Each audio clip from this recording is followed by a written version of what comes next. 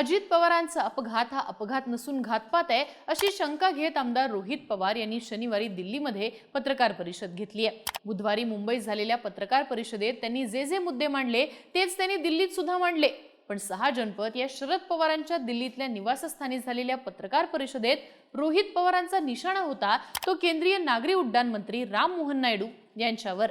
या पत्रकार परिषदेत बोलताना रोहित पवारांनी नागरी उड्डाण मंत्र्यांचा राजीनामा घेतला पाहिजे, आम्ही मोदी आणि अमित शहा यांच्याकडे मागणी करत आहोत, पंतप्रधान नरेंद्र मोदींना ईमेल करून पत्र सुद्धा लिहिणार आहोत, राहुल गांधी यांनी सुद्धा हा विषय हाती घ्यावा ही विनंती करतो अशी मागणी रोहित पवारांनी केली आहे। आधी मुंबईत आणि आता थेट राजधानी दिल्लीमध्ये येत त्यांनी राम मोहन नायडू यांच्या राजीनाम्याची मागणी केली आहे। VSR कंपनी आणि नायडू यांचे संबंध असल्याचे आरोपही केलेत।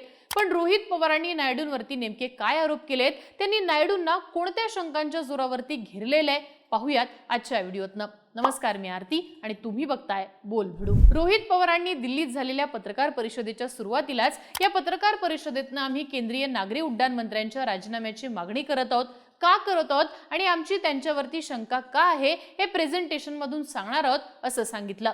त्यानंतर त्यांनी नायडूंवरती वेगवेगळे आरोप केलेत। सलग दुसऱ्या पत्रकार परिषदेत त्यांनी राम मोहन नायडू यांना घेरल्याचं पाहायला मिळालं।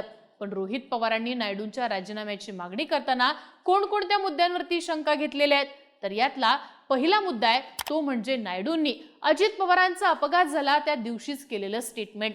28 जानेवारीच्या सकाळी अजित पवारांचा अपघात झाला। मुंबईवरनं निघालेलं त्यांचं विमान बारामतीला लँड होत होतं तेव्हा पायलटनं पहिला लँडिंग अटेम्प्ट कॅन्सल केला आणि दुसऱ्या लँडिंग अटेम्प्ट करण्याचा प्रयत्न केला, त्याच वेळी त्यांचं प्लेन क्रॅश झालं। त्यानंतर त्यावेळी धुकं होतं का अशी शंका विचारली गेली, तर दुसऱ्या बाजूला काही प्रत्यक्षदर्शींनी विमानातनं विचित्र असा आवाज येत होता, विमान घिरट्या घालत होतं असे दावे केले। त्यामुळे लँडिंगच्या आधीच विमानात बिघाड झाला होता का हाही प्रश्न उपस्थित झाला। पण या सगळ्यामध्ये 28 जानेवारीलाच राम मोहन नायडू हे बारामतीत आले होते।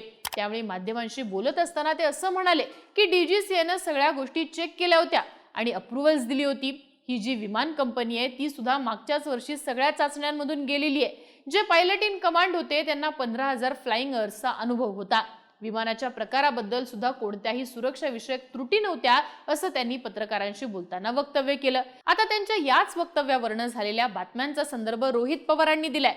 जर चौकशी झालीच नव्हती, अपघाताचं कारण पुढे आलंच नव्हतं, तर केंद्रीय मंत्र्यांनी VSR कंपनीला क्लीन चिट कशी दिली?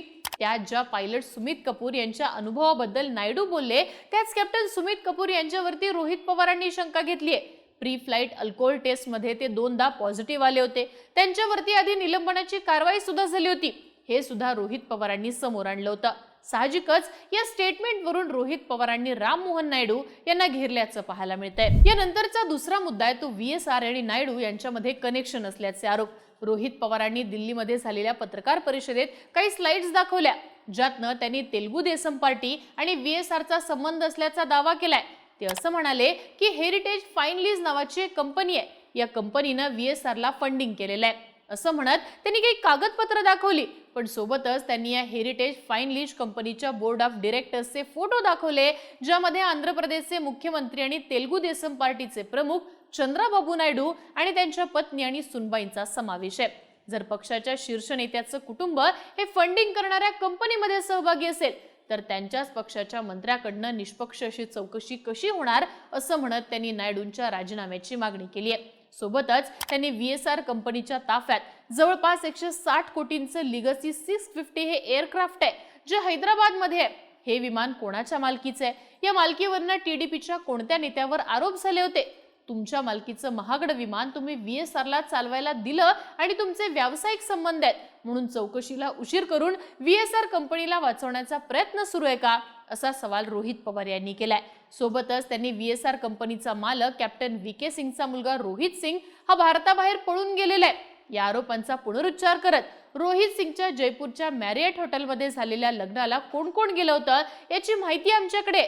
TDPचा एक वरिष्ठ नेता या लग्नाला गेला होता, त्याचे फोटो सुद्धा आहेत असं म्हणत पुन्हा एकदा TDP आणि VSR मध्ये संबंध असल्याचा आरोप दिल्लीमधनं अधोरेखित केलाय। एव्हिएशन मिनिस्ट्रीनं लोकांना चुकीची माहिती दिली, मी माहिती बाहेर काढतोय तर ते लपवतात आणि VSR कंपनीला मदत करतात। जुबली हिल्स परिसरात जिथं राम मोहन नायडू राहतात तिथं VK सिंग यांनी मोठा प्लॉट घेतलाय। मग ये रिश्ता क्या कहलाता है असा आरोप करत रोहित पवारांनी ज्या पक्षाचे अपघातग्रस्त विमानाच्या कंपनीशी संबंध आहेत त्या पक्षाचाच मंत्री महत्त्वाच्या पदावर असेल तर निष्पक्ष चौकशी होणार नाही, त्यामुळे राम मोहन नायडू यांनी राजीनामा द्यावा अशी मागणी केली आहे। आता रोहित पवारांनी उपस्थित केलेला तिसरा मुद्दा आहे तो म्हणजे अजूनही न आलेला चौकशी अहवाल। रोहित पवारांनी अजित पवारांच्या अपघाताचा प्राथमिक चौकशी अहवाल 15 फेब्रुवारीला येणार होता, मग आज 21 फेब्रुवारी तारीख आहे तरी सुद्धा हा अहवाल का आलेला नाही असा प्रश्न विचारलाय। अजित पवारांच्या विमानाच्या ब्लॅक बॉक्स वरनं सुद्धा अनेक शंका घेतल्या जात आहेत। विमान अपघाताचा तपास करणाऱ्या AIBनं विमानाच्या कॉकपिट व्हॉइस रेकॉर्डरला आगीमुळे नुकसान झालेलं आहे, पण डिजिटल फ्लाइट डेटा रेकॉर्डरचा डेटा डाउनलोड करण्यात यश आलेलं आहे असं सांगितलेलं। डेटा रिकव्हर करण्यासाठी विमानाचा ब्लॅक बॉक्स परदेशात नेला जाईल असंही सांगण्यात येत होतं, पण हा ब्लॅक बॉक्स AIBच्या दिल्लीमधल्या लॅबमध्ये आहे। आता याच लॅबमध्ये जून 2025 मध्ये झालेल्या एअर इंडियाच्या अपघातग्रस्त विमानाचा ब्लॅक बॉक्सचा डेटा सुद्धा रिकव्हरीसाठी आहे, पण अजूनही त्यातनं ठोस काही पुढे आलेली नाहीये। तर 2023 मध्ये VSR कंपनीचा लेअर जेट 45 या मॉडेलच्याच विमानाचा मुंबईत अपघात झाला होता, पण त्याचा सुद्धा अहवाल अजून आलेला नाहीये।